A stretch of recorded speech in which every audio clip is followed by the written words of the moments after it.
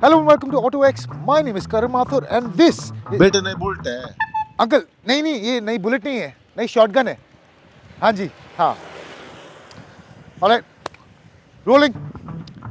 Hello and welcome to AutoX. My name is Karan Mathur and this... engine कौन सा है uncle ये वही इंजन है 650cc इंटरसेप्टर वाला. हाँ, सेम पावर वही सब कुछ. हाँ जी, हाँ जी. Hello and welcome to AutoX. My name is Karan. और कीमत अंकल आप एक्सपेक्ट कर सकते हैं 3.5 लाख. इंटरसेप्टर से ज़्यादा महंगी होगी. हाँ जी जी. Alright, this is the shotgun. अरे बेटा अरे अंकल मैं आपको बता रहा हूँ इसके फायदे. रुक जाओ ना. This is the shotgun 650 and here's why this is probably the best 650cc Royal Enfield you can buy. क्या यार सुबह सुबह आ जाते हैं अंकल लोग.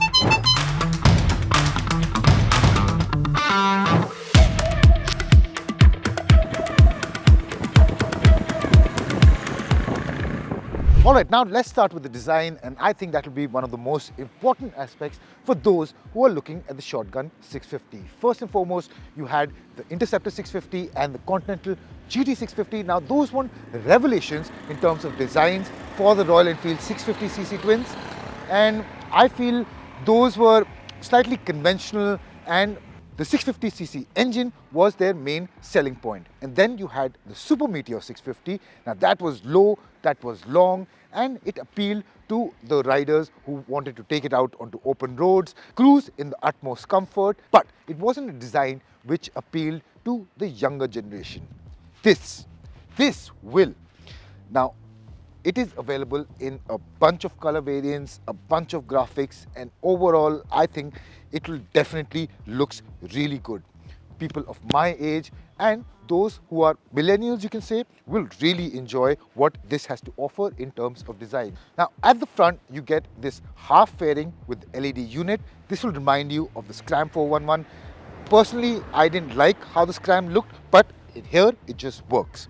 Next, you also get blacked out alloy wheels. These are 18 inches in size. Now, the Super Meteor got a alloy wheel combination of 19 and 16. Here, you get 18-inch and 17 at the back. Now, further back, like the Super Meteor 650, you get the bulky teardrop-shaped fuel tank. However, this is 2 liters less in capacity as compared to the Super Meteor.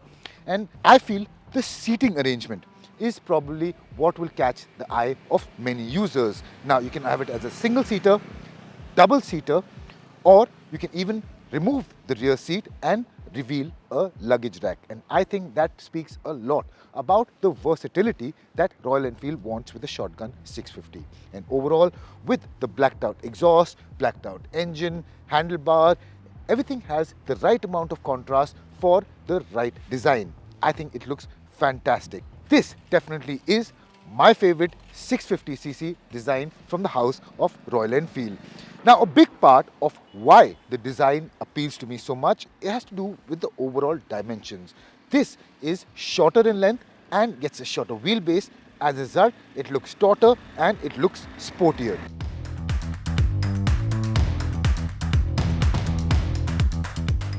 Alright, now we come to ergonomics, and this is a big part in how it handles and how it looks. Now, in terms of the handlebar, it is longer, it is lower, and you can get more leverage in terms of handling, and it just looks cooler. Next, you have the seat height. This stands at 795 millimeters. It is raised as compared to the Super Meteor, and the foot pegs are also now centered as compared to front place. Now, when you start riding the motorcycle, that's when you'll notice how good for change this is over the Super Meteor if you want a sporty 650cc as compared to the comfort, easy riding Super Meteor 650. Now, next comes the features department, and here is where I feel the Shotgun kind of lets you down. Now, for a motorcycle that will be slightly more expensive than the other 650cc's, I feel that Royal Enfield could have given us more. Now, don't get me wrong, you do get the right amount of stuff, the right basics, if I might add. You get the similar handlebar layout, you also get adjustable levers, you get a small digital LCD screen which gives you all the information for the bike, but you have a mechanical speedometer. And right beside that, you can also see you get the tripper pod similar to what you get in the Super Meteor 650. However, why I feel this is a bit of a letdown is because the Himalayan has come into the picture with the color 4.3-inch TFT display, which houses the digital instrument cluster, which also gives you displays for the map and the smartphone connectivity. That is what I want now. It is criminal to not offer that even as an option. This is a little old school now and feels kind of dated. And that is one area where I feel Royal Enfield could have really elevated the standing of the Shotgun 650 as compared to its siblings. But other than that, you do get a decent amount of features like the LED headlamps, LED tail lamps, ABS, alloy wheels, and overall an acceptable package for the money.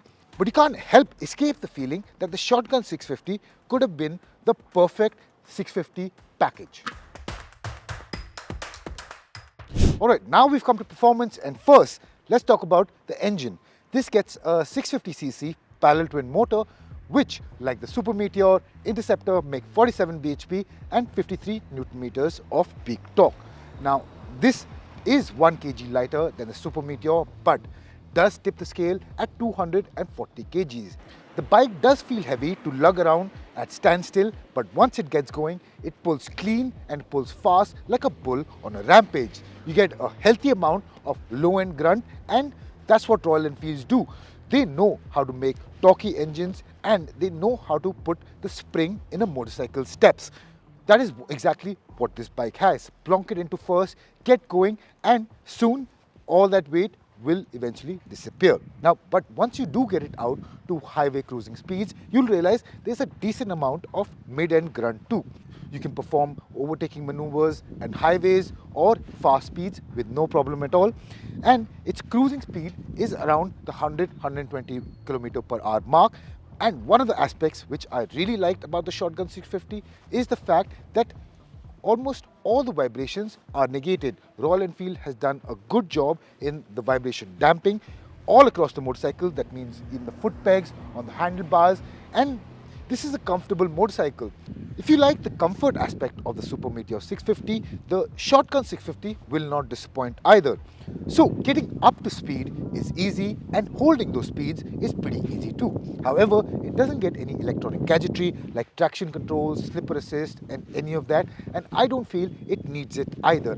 The throttle mapping is progressive, the torque curve is flat across all areas, and as a result it just feels like a proper, raw, fun sports cruiser.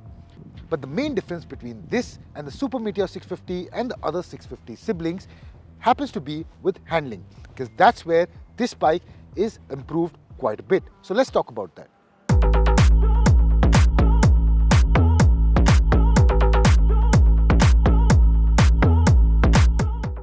Alright, finally we've come to the best and my favorite aspect of the Shotgun 650, which is its handling. Straight up, this is the best handling Royal Enfield I've ever experienced. The differences which have gone into the ergonomics and dimensions make it a real easy handler. Yes, the weight is heavy to lug around, but once you start going, it kind of disappears. Another reason why this bike feels so good to ride is the alloy wheel combination. You get an 18-inch wheel and 100 section tire at the front, 17-inch wheel and 150 section tire at the back. Now how that has helped is make the bike easy to ride in the city but also comfortable out on the highway. I won't even call it a compromise, I call it the best of both worlds. That this bike really does manage to achieve it.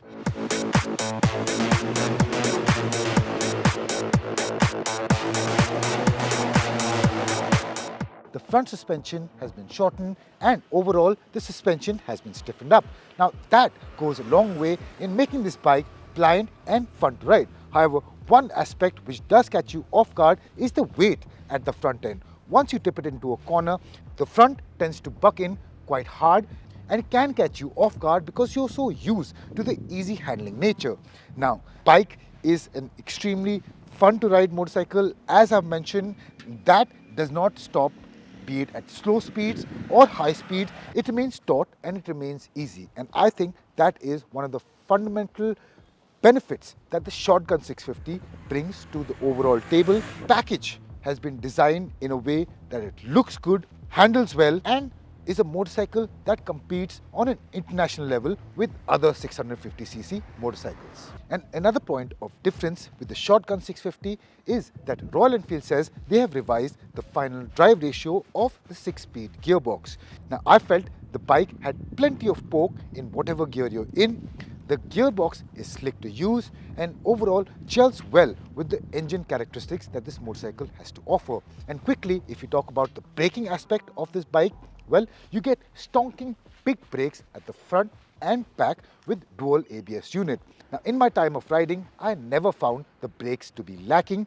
They always had enough to bring me to a halt whenever, be it in emergency situations, slow braking maneuvers, or anything you put it through, the brakes will comply very easily. And with that, now quickly let me sum up what this bike has to offer so that you can make the decision if this is the best Royal Enfield 650cc motorcycle you can buy.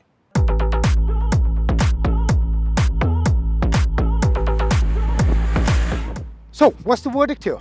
Well, if I was out there in the market for a 650cc motorcycle that looks the way that this does, goes the way that this does, and has a price between the 3 to 4 lakh mark, I think this would be it. It turns a lot of heads, has enough poke for all riding conditions, and Royal Enfield has really stepped up their quality. Now, I think this is the best Royal Enfield 650cc motorcycle that you can buy. And I think you should tell us in the comment section down below, which one would you choose? Would you choose the OG Interceptor 650, the easy riding Super Meteor 650, or the fun, raw Shotgun 650? Tell us in the comment section down below. I'm really interested to see what you guys have to say. My name is Karan Mathur, and I'll see you guys real soon.